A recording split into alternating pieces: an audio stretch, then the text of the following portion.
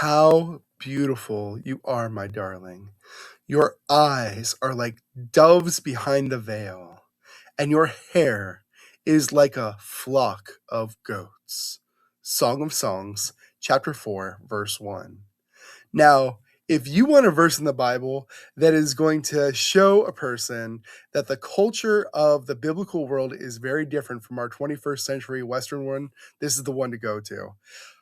I don't know what would happen if I told my wife that her hair is like a flock of goats. Okay, so um, you need to be aware that there is a completely different culture that existed in the biblical times, because when you're reading the scriptures are written to a human audience by a human author that lived in that culture, and so they have different cultural assumptions that we need to be aware of when we are reading the Bible. We need to make note of it and think about how it affects the way the text talks about whatever it's talking about in that section. Now, the cultural assumptions, there's a number of them. There's probably a dozen of them that are really prominent in the Bible. I want to look at one today, and it's the idea of a society being broken down when a person does right or wrong based on honor and shame versus guilt. Okay. And sociologists tell us that these are the two main ways that societies are built. Now, 21st century Western culture is a guilt culture, right? If a child does something wrong, generally speaking, the parents will try to convince them to stop doing that based on that person's sense of interior right and wrong, right? You want the child to understand that this is right and wrong and to make better choices in the future. Maybe say something like, what kind of man do you want to be when you grow up? Do you want to be the kind of man who does this kind of thing? Right? That's the kind of thing that a person in 21st century Western culture might say to his son, for example. Whereas in an honor shame culture, the primary way that they would relate to this kind of situation is by relating it to the family and the honor of the family. Son, don't you know that if you do this, you're bringing shame onto our family? That's the way a person in an honor shame culture might live. Now, even today in the 21st century, the majority of cultures are honor shame cultures. And it's really the Western culture in the United States, Canada, Australia, like Denmark, Germany. Those are the kinds of places that have this interior guilt culture. Okay. It's one thing to be aware of is that these two different ways of looking at dealing with right and wrong, they exist in all cultures. Every culture has some aspect of honor shame for the family, and every culture has a sense of interior guilt. But the question is, what is the primary mechanics in the way that culture works? Okay, so what does this mean for us when we're reading the Bible?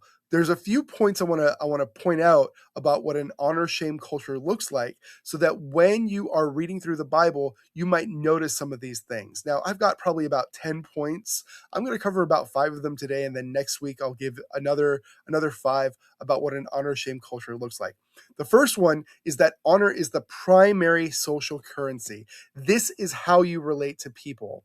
Okay. And so it says a good name is to be chosen rather than great riches, and favor is better than silver and gold.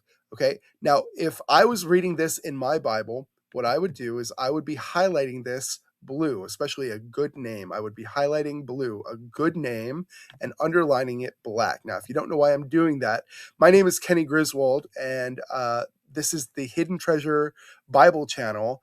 And one of the things that I'm doing for you is I've developed a annotation system, and you can see it here. And this annotation system tells you what are the things that you're looking for when you're studying the Bible. And the blue section here is called reasoning. And if you look at the bottom little square here in the blue section, you see assumptions and presumptions.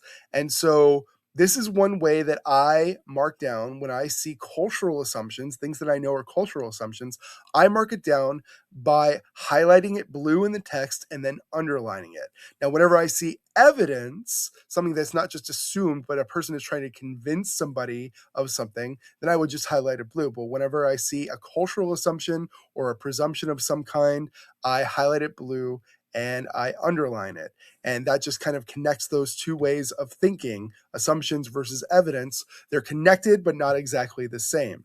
All right, so let's look at another couple points about the idea of an honor shame culture. In an honor shame culture, shame is public and relational. It's not primarily private guilt. In the story of Adam and Eve, when Adam and Eve were caught after they had eaten the fruit of the tree of the knowledge of good and evil, they they're naked, and they recognize their nakedness, and they are ashamed. And when God shows up, if you remember, Adam and Eve were hiding, and God calls them out and forces them to relate what it is that they have done. And part of the reason for that is because in the biblical world, when this was written, which was about the time of Moses, maybe about 1400 BC, that was what was expected. That if a person had caused shame, that shame was not to be hidden; it was supposed to be shown to the whole world. Okay, and when it was discovered by other people, and so that's what we see in the story of Adam and Eve. We say that here too in the psalm that I have here, Psalm 25. To thee, O Lord, I lift up my soul. O God, in thee I trust. Let me not be put to shame. Well, what does that mean, be put to shame? What's he talking about there?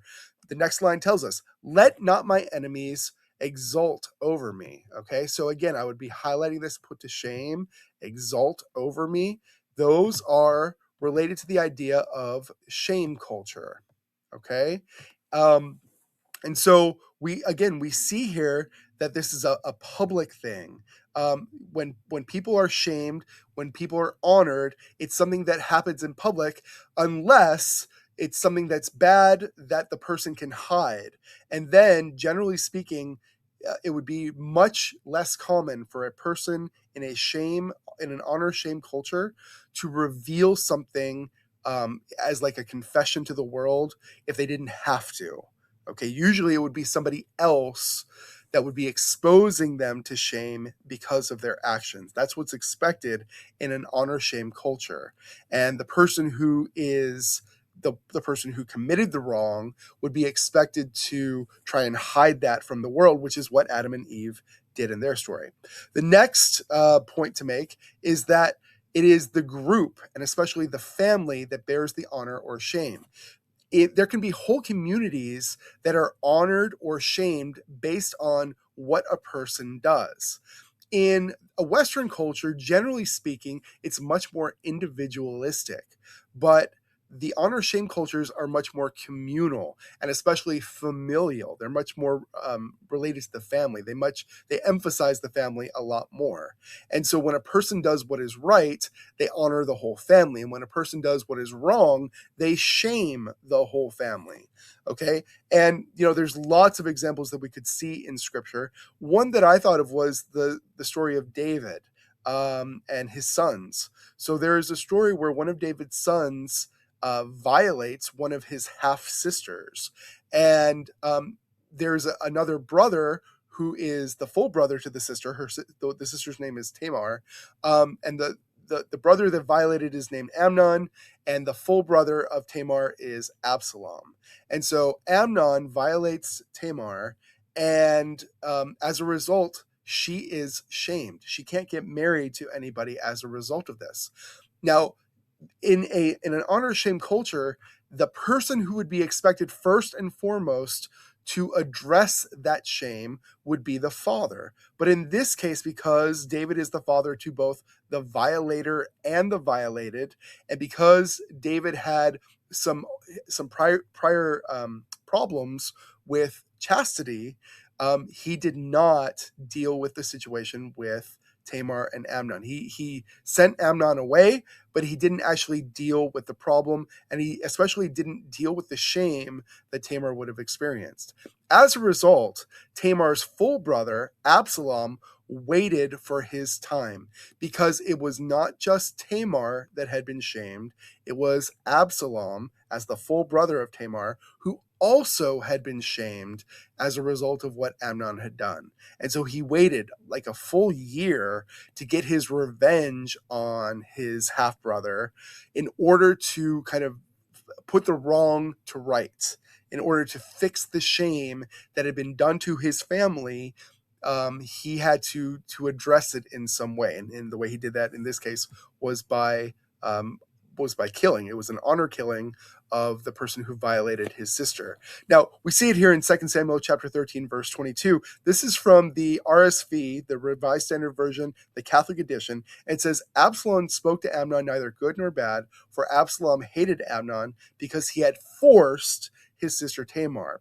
Now that word is translated as forced, but when I looked it up, it actually has a lot of meaning in a lot of different places, with the idea of being put to shame, of humiliation, of being lowered, those kinds of things. So again, this would be the word, knowing that I would, again, highlight blue and then underline to show that it is about a shame culture, okay?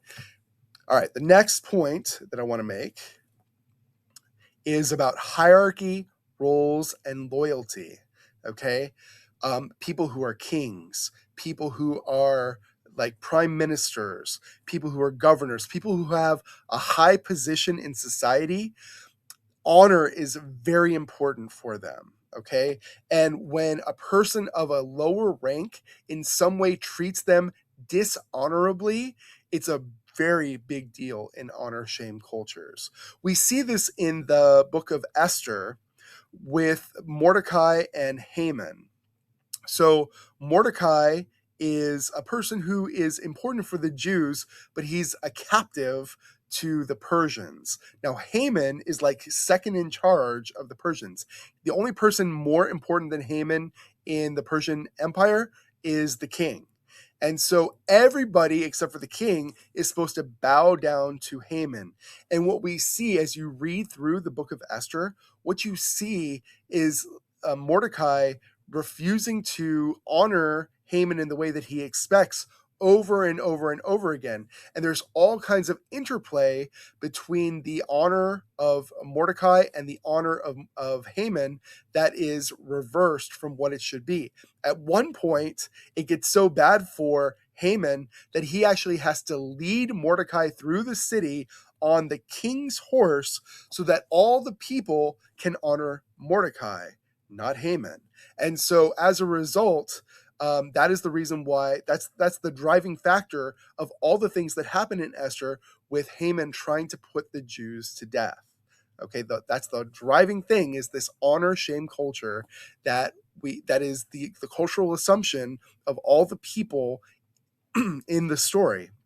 Okay, now listen, this idea of honor shame is extremely important, and I'm not going to say that it's going to change completely how you read stories, in the sense of like some things that seem good are now going to be bad, or things that seem bad are now going to be good.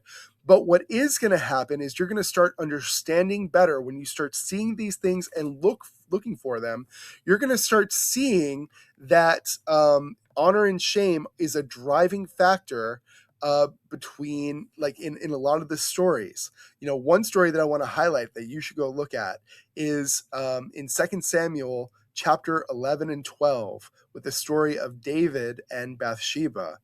When you read that story, not with a guilt innocence framework that is common to Westerners, but with an honor shame framework that is common to the biblical world, man, that story just completely changes as a result of it. Not in the sense of good becoming evil or evil becoming good, but the motivation of why David does what he does and why he chooses what he chooses is just, it's mind blowing how much you miss. Now listen, 2 Samuel 11, the story of David and Bathsheba, I've taught that story for like 18 years.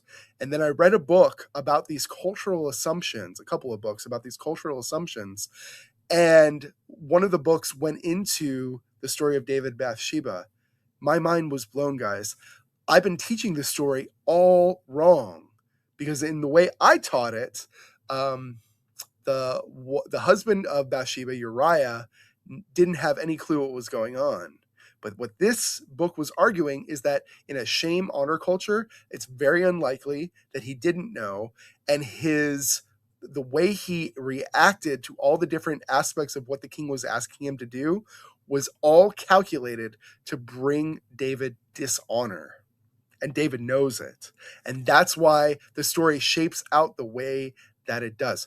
Blew my mind. Just completely blew my mind. As a person who had read that story probably 10 times, a dozen times, maybe dozens of times, and as a person who had taught that story, more than 10 times, it just completely blew my mind.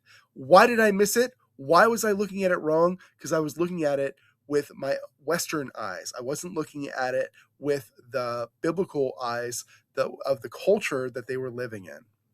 All right, so I just want to encourage you every time that you are reading through and you see something about honor, shame, people being exalted, people being brought down or made lowly or humiliated, anything like that, you should note that in some way. You are welcome to use my system and highlight it blue and then underline it, and just notice it, and then notice how it changes the way you look at it when you see the culture in the way that they experienced it and not the way that we experience the idea of honor and shame as Westerners. And by the way, if you are interested in getting more information about my annotation system, I'm going to put in the notes below a link to how you can do that. And that's it for today. Have a good day, everyone.